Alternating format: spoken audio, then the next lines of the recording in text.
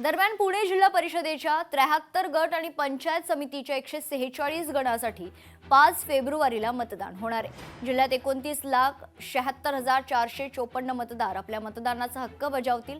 मतदारांना मतदानासाठी 3,605 मतदान केंद्र असतील। तर निवडणूक प्रक्रिया सुरळीत पार पडण्यासाठी 23,554 कर्मचाऱ्यांची नियुक्ती करण्यात आल्याची माहिती जिल्हाधिकारी जितेंद्र यांनी दिली आहे।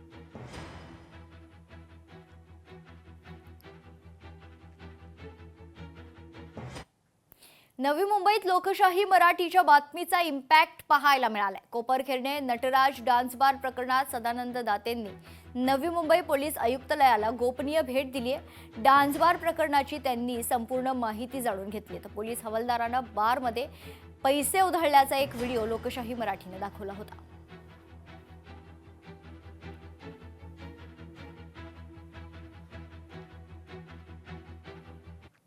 मीरा भाईंदरमधील पेणकरपाडा परिसरात शिवसेनेच्या उमेदवार रिया म्हात्रे यांच्याशी संबंधित प्रकरणात पैसे वाटप केल्याचा आरोप समोर आलाय। रिया म्हात्रे यांच्या नावाने एका महिलेकडून लिफाफ्यांद्वारे पैसे दिले जात असल्याची माहिती मिळताच कारवाई करण्यात आली आहे। घटनास्थळी पोलीस आणि निवडणूक आयोगाचे अधिकारी दाखल झाले असून संबंधित महिला आणि रोख रक्कम ताब्यात घेण्यात आली आहे। कारवाई आम्ही नाही केलेली। एक या ठिकाणी पैसे वाटप होत आहेत म्हणून पोलीस स्टेशनला फोन आला होता आणि एपीएसटीला पण आम्ही कळवलेलं होतं। एपीएसटीला सुद्धा फोन केलेला होता।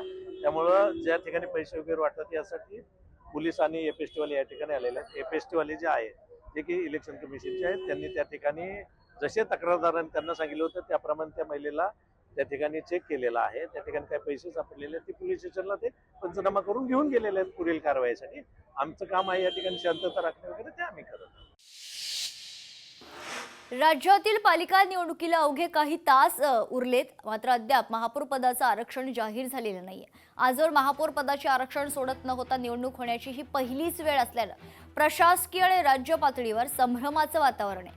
महापौर पदाचं आरक्षण निवडणुकीपूर्वी जाहीर झाल्यास राजकीय पक्ष त्यानुसार महापौर पदासाठी सक्षम उमेदवार रिंगणात उतरवतात आणि त्यानंतर खरं तर निवडणुकीनंतर एखाद्या पक्षाला पालिकेत बहुमत मिळालं आणि महापौर पदाचं आरक्षण ज्या संवर्गासाठी राखीव आहेत त्या संवर्गातील एकही जागा संबंधित पक्षानं जिंकली नसेल अशा वेळी संबंधित पक्षाची गोची होईल।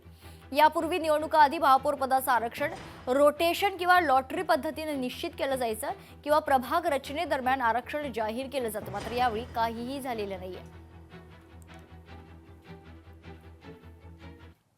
एक महत्त्वाची बातमी समोर पुणे मुंडवा जमीन घोटाळा प्रकरणात शीतल तेजवानीचा जामीन अर्ज फेटाळण्यात आला।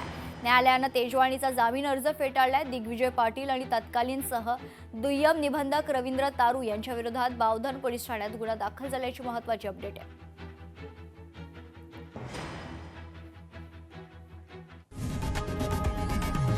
लोकशाही मराठी ऐका, पहा, जागरूक रहा।